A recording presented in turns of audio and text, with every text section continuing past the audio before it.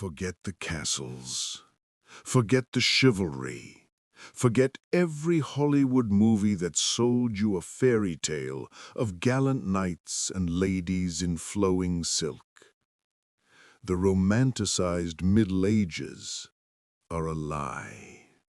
The truth, the grim, filthy, unfiltered truth, is that you wouldn't last a single day. And your trial doesn't start on a battlefield. It starts the moment you wake up. Congratulations. You've just woken up in the year 1325. The first thing you register isn't the light. There is no light. Your home is a one-room wooden hut with no windows and a dirt floor. The first thing you register is the smell. It's a thick, complex symphony of stale beer, human sweat, goat, smoke, and something you pray isn't mold, but you know in your soul probably is. The second thing is the itch. It's a familiar, agonizing, crawling sensation. You're not sleeping on a memory foam mattress. You're on a half-rotted straw pallet, a thriving metropolis for fleas, lice, and bedbugs. They live on you. They live in your clothes. They live in your hair. And everyone has them. Nobles, lousy monks, itchy children, everyone. Scratching isn't rude. It's just breathing. You try to stretch, but your joints crack like an old wooden door. You're 22 years old, which, in medieval terms, is roughly middle-aged. The air is freezing, and you're wearing your entire wardrobe.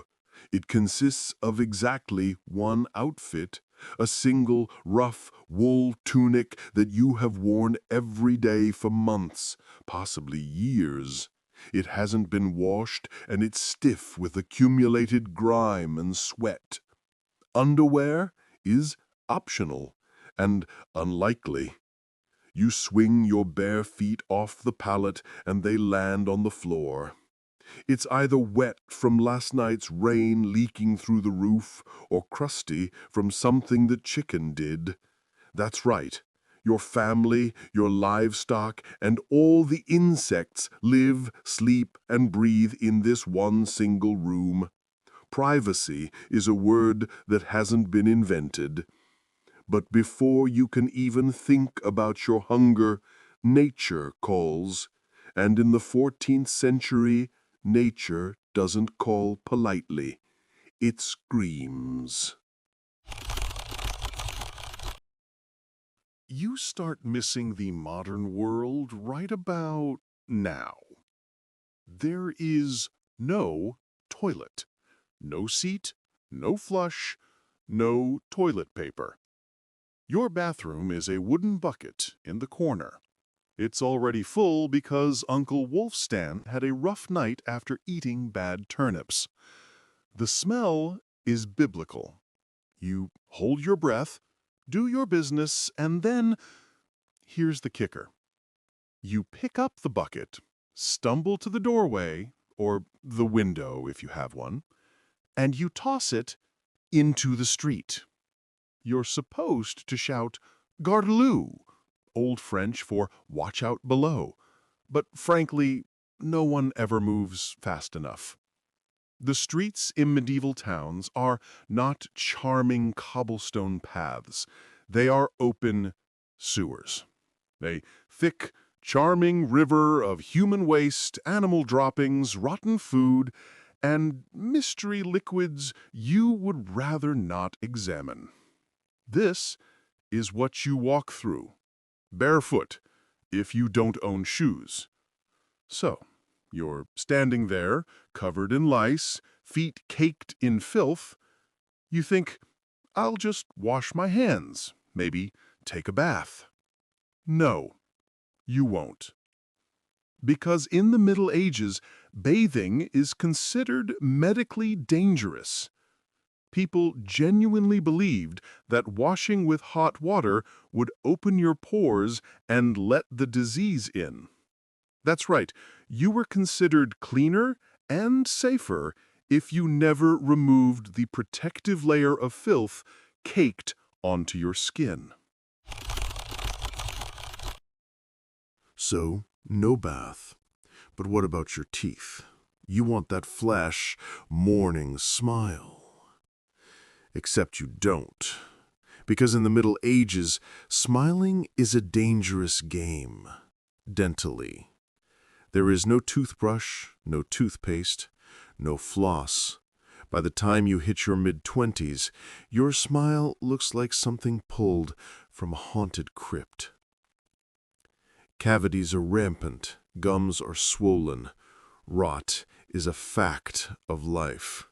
And if you get a toothache, the kind of pain that makes you consider pulling it out yourself, that's exactly what happens.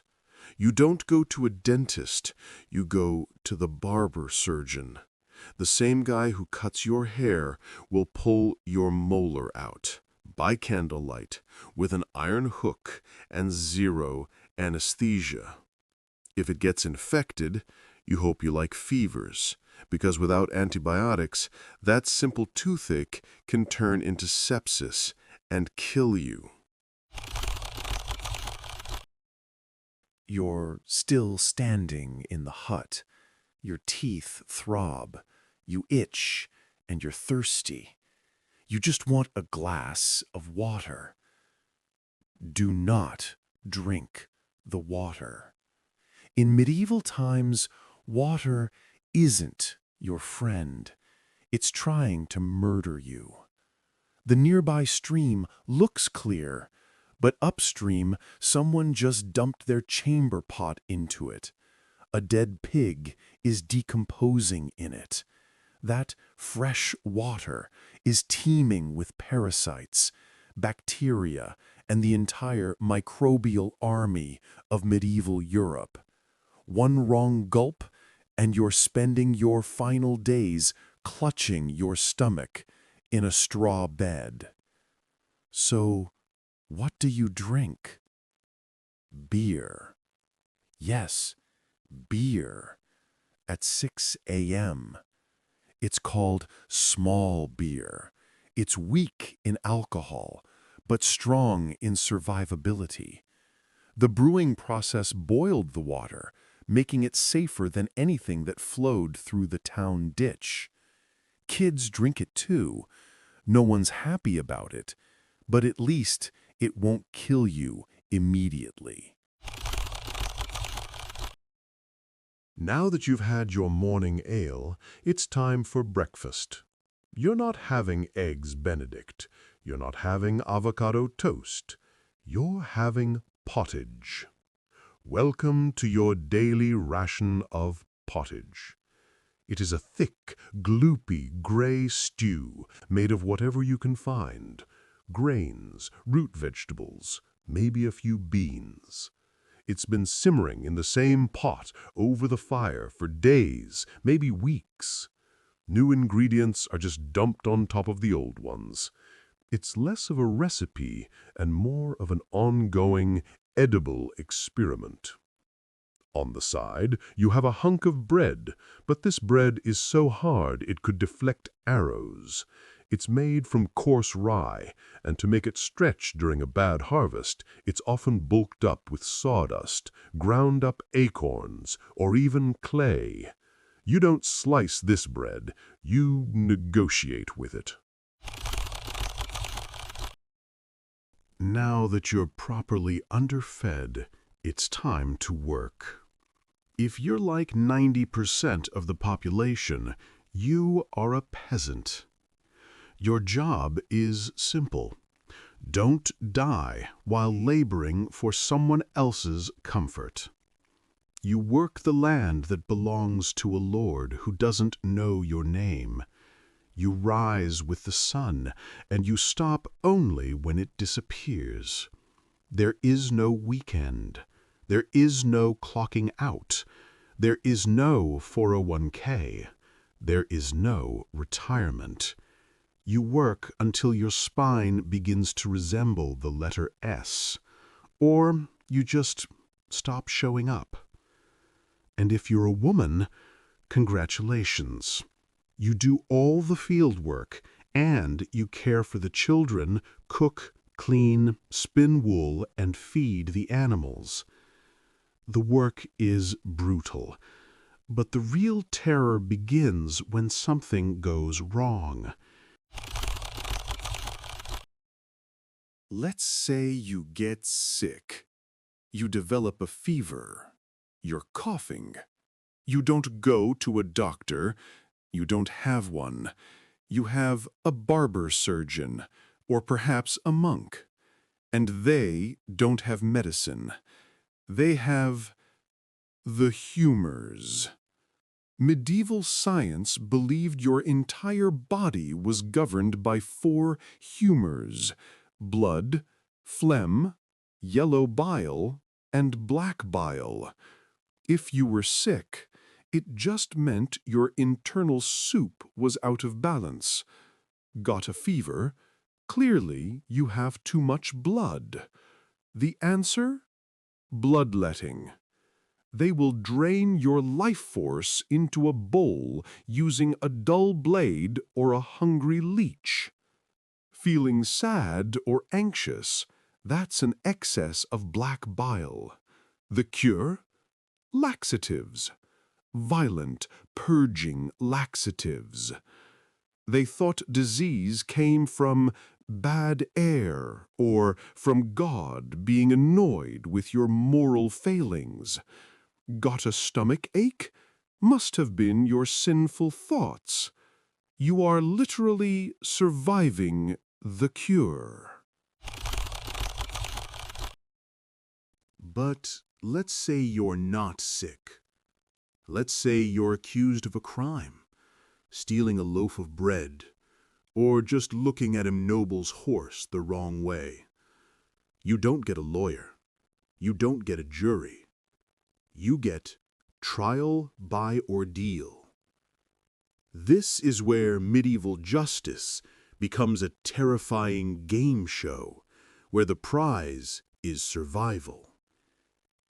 In one version, you have to stick your hand into a pot of boiling water and retrieve a stone. After, your hand is bandaged. If it heals without infection in 3 days, you're innocent. If not, you're guilty. Another option, they toss you into the river. If you sink, you're innocent and probably dead. If you float, you're guilty because the pure water rejected your sinful body, and you'll be punished anyway. There is no winning. There is only suffering. And if you are sentenced to death, that is a public event. It's family entertainment. Executions are performed in front of cheering crowds. People bring snacks. This entire system, your life, your death, your very thoughts, is controlled by one single, inescapable entity: the Church. In medieval Europe, religion isn't just part of life. It is life. It controls your calendar, your laws, your birth, your marriage, and your death. And the Church's greatest tool isn't hope, it's fear.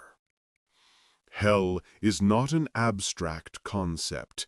It is vividly, terrifyingly real. Priests describe it in glorious, agonizing detail. Rivers of fire, lakes of boiling blood, demons with pitchforks. And you'll believe every word of it, because you can't read the Bible yourself. It's in Latin, a language you'll never learn. You rely on the priest to interpret God's will. Eat meat on a Friday? Sin.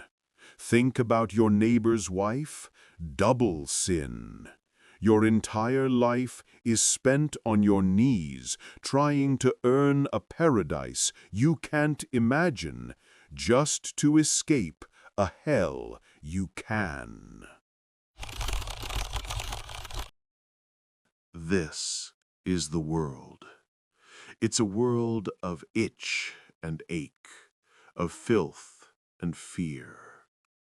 The average life expectancy hovers around 30 to 40 years, but that number is dragged down heavily by the fact that nearly half of all children die before reaching age 5.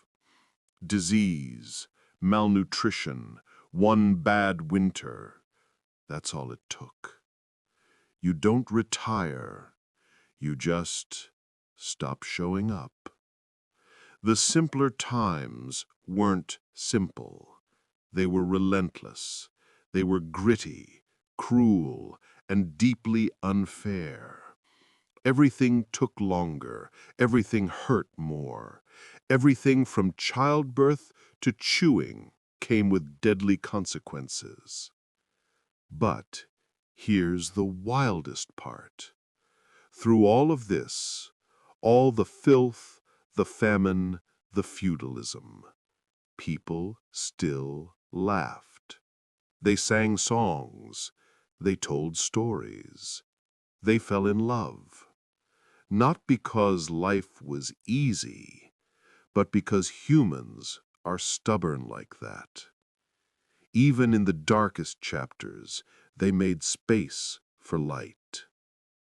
So tonight, when you slip into your clean bed, when you turn on a tap and clean water comes out, when you flush a toilet or take an antibiotic for a simple infection, maybe say a quiet thank you, because that is the real magic.